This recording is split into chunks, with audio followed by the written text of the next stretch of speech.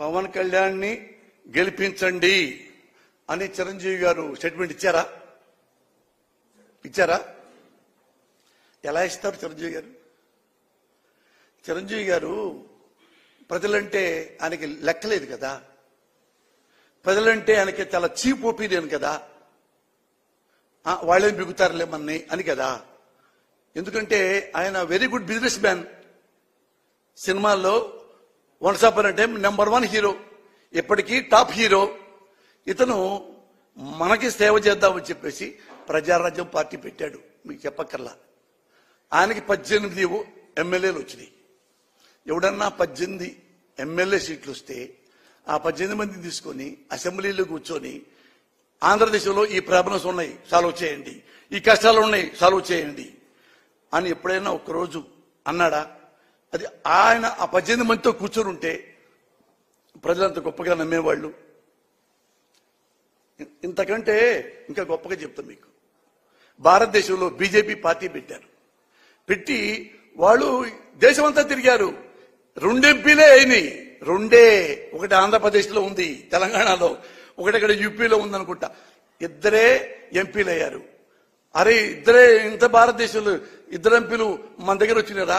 మిగతా ఎప్పుడు రావాలి ఎందులే మనకని చెప్పి బీజేపీ పార్టీని మూసుకొని ఎవడు దారి ఇంటికి వెళ్ళిపోతే ఈ రోజు ప్రపంచంలో అత్యుత్తమైన శక్తి ఉన్న పార్టీ బీజేపీ అయ్యేది కాదు.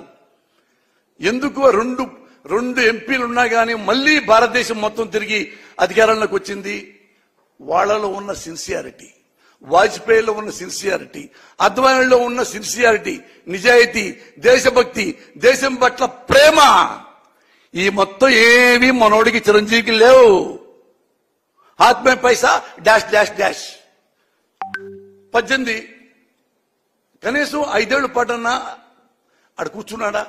ప్రతిపక్ష స్థానంలో కూర్చుంటే ఆయన కూడా నెక్స్ట్ మళ్ళీ వచ్చేయి కదా. అంటే ఇది బిజినెస్ అన్నమాట చిరంజీవి గారికి. సినిమా కూడా ఇంతే, డబ్బులు ఇస్తే చేద్దాం, ఈ పోతే వెళ్దాం. ఇక్కడంతే ప్రజలు మనకి ముఖ్యమంత్రి అయితే ఆ సీట్లో కూర్చుందాం, ఎంజాయ్ చేద్దాం, ఓట్లు అయిపోతే వెళ్ళిపోతాం. మనకెందుకు 5 ఏళ్ళు ఖాళీగా ఉంటాం? 5 ఏళ్ళు బోరు పద్దాక. ప్రతిపక్షాలు ఉంటే ఆ అధికార పక్షాలు ఉంటే ఆ లెక్క వేరు కదా అని ఏం చేశాడు?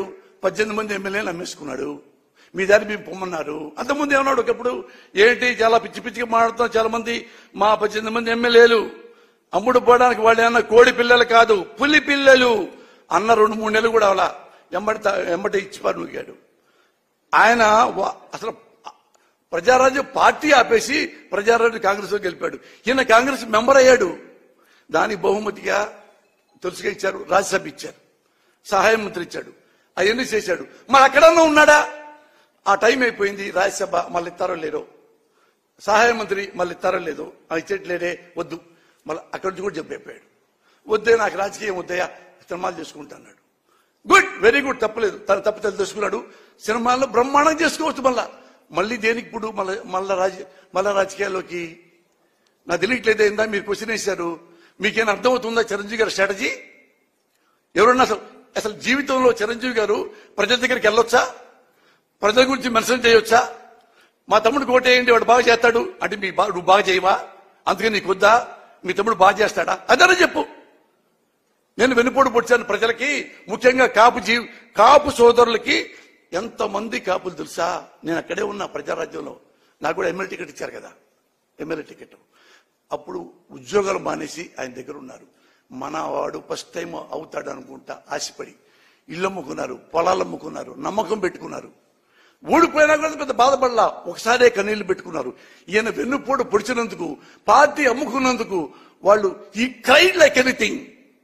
కానీ ఇంకా చాలా గొప్పవాళ్ళు కాపు సోదరులు ఈ మాత్రం ఏమనకుండా తను వాళ్లే గుండెల్లో సర్దుకొని బాధ పడ్డారు. ఇప్పుడు మళ్ళీ ఈయన వచ్చేసి ఏసనే చిరంజీవి మా తమ్ముడు పార్టీ పెట్టాడు, ఆ పార్టీ ఈ పార్టీ మీరు కలిసి 6 నెలలన్నా జనాన్ని నమ్మించారు. మీ వాడు 1 month కూడా మనం నమ్మించలేపాడే, అయినా మళ్ళీ ఇస్తారా? అవునులే, రాజకీయాలు కదా, ఓటు హక్కు మీకుంది, మీరు నుంచోవచ్చు, మళ్ళీ ఎమ్మెల్యే అవ్వచ్చు, మళ్ళీ మంత్రి, ఏమో మళ్ళీ చిరంజీవి గారు ముఖ్యమంత్రి కూడా అవ్వచ్చు. నమ్మకం లేదా మీకు? గుర్రం ఎగరావచ్చు. What can we do? ఇది అన్నాం అనుకో, ఏమంటే తెలుసా, ఎమ్మటే తిట్లు, లం డ అంటే అసలు రియలైజేషన్ లేదు మనుషులకి, రియలైజేషన్ లేదు. అరే ఒక తప్పు చేశామే, ఐ డిడ్ మిస్టేకే, అన్బేరబుల్ మిస్టేకే, మనం రిపీట్ అవుతామే, లేదు. రియలైజేషన్ లేదు. అన్నవాడిని డిమారలైజేషన్ చేస్తాడు. వీడు మన క్వశ్చన్ చేస్తాడా? చేస్తా. ఎందుకంటే నేను ఓటర్ని, ఈ దేశంలో ఒక పౌరుణ్ణి, ఓటకు ఉన్నవాడిని, మంచి నాయకుడు కావాలనుకునేవాడిని. వీడు మంచి నాయకుడు కాకపోతే నేను వద్దనుకునేవాడిని. నాలాంటి వాడికి సమాధానం చెప్పగలిగితే మీరు ఎక్కడైనా బతకగలరు. ఎందుకు చెప్పరు? You are unfit for politics, that only I can say. నిజంగా ఊహించాలి మీరంతా ఎంతమంది వస్తారని. Thank you for coming. ఈ రోజున చెప్పాలంటే చాలా చాలా ఆనందంగా ఉంది.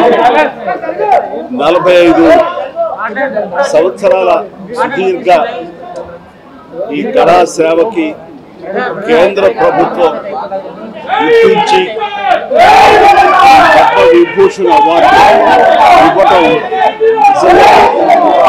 చాలా ఆనందంగా ఉంది. సో భారత ప్రభుత్వానికి దానికి వెనకుండి ఈ అవార్డు రావడానికి కారణభూతులైన ప్రతి ఒక్కరికి నా హృదయపూర్వక ధన్యవాదాలు తెలియజేస్తున్నాను.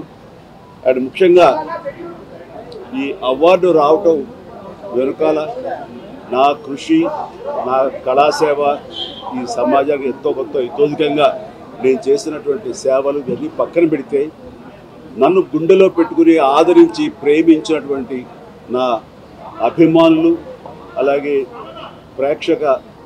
ప్రేక్షకులు, అలాగే నాకు ఎన్నో అవకాశాలు ఇచ్చి ఈ రోజున నన్ను నేను ఇలాగా తీర్చిదిద్దుకోవడానికి కారణభూతమైనటువంటి నా డైరెక్టర్స్కి, నా నిర్మాతలకి, నా ఇతర టెక్నీషియన్స్కి, ప్రతి ఒక్కరికి, ఎవరైతే దోహదపడ్డారో ప్రతి ఒక్కరికి నేను ధన్యవాదాలు తెలియజేసుకుంటూ, ఈ అవార్డ్ ఇదంతా వారి సహకారం, నేను ఈ ఎత్తుకు ఎదగడానికి కారణమైనటువంటి వారందరిదీ.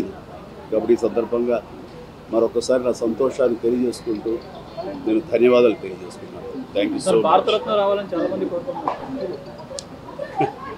ఏ టైంకి ఏం రావాలో అది వస్తుంది తప్ప అది రావాలని ఆశ పెడితే వచ్చేది కాదు. ఏమండి, నిజంగా ఇది వారికి ఎంతైనా రావడం సముచితం, రావాలని నేను కూడా మనస్ఫూర్తిగా అభిలషిస్తున్నాను, రావాలని కోరుకుంటున్నాను. అది ప్రభుత్వ పరంగా చేస్తే కనుక త్వరితగతిన ఇది సహకారం అవుతుంది. అండ్ డెఫినెట్గా ఎంతైనా సరే అటు ఎంజీఆర్ గారికి వచ్చినప్పుడు వీరికి రావటం కూడా అంతకంత సముచితం అని అది ఆనందదాయకం. దానికి నేను ఎదురు చూస్తుంటాను, నేను కోరుకుంటున్నాను రామారావు గారికి భారతరత్న రావాలి. ఏమా, నేను రాజకీయాలకు అతీతంగా ఉన్నాను అనుకోవచ్చు. తర్వాత పిఠాపురానికి నేను వెళ్ళటం లేదని అది ముందుంచేది. ఇది మీడియాలో మీరు ఎందుకో స్పెక్యులేట్ చేశారు, అది మీరు పెంచి పోషించారు దాన్ని, దానికి సమాధానం చెప్పాల్సిన అవసరం నాకు లేదు. నేను వెళ్ళటలేదు. బాబు, మా కళ్యాణ్ బాబు దాన్ని రమ్మని ఎప్పుడూ కోరుకోలేదు. నా కంఫర్ట్ వదిలేస్తాడు. అండ్ తను బాగుండాలి, తన జీవితంలో అనుకున్నది కొన్ని సాధించాలన్న అభిలషిస్తాను. నేను నాకు ఆశీస్సులు అందజేస్తాను. దానికి నేను తనతో పాటు నేను ఉన్నాను అని చెప్పేందుకు మొన్న ఒక వీడియో బయట ఇచ్చాను. అండ్ ఖచ్చితంగా మా తమ్ముడి యొక్క అభివృద్ధిని, మా తమ్ముడు రాజకీయంగా ఎదగటానికి ఎప్పుడు మా కుటుంబ సభ్యులు మేము మనస్ఫూర్తిగా మనసావాచా కోరుకుంటాం.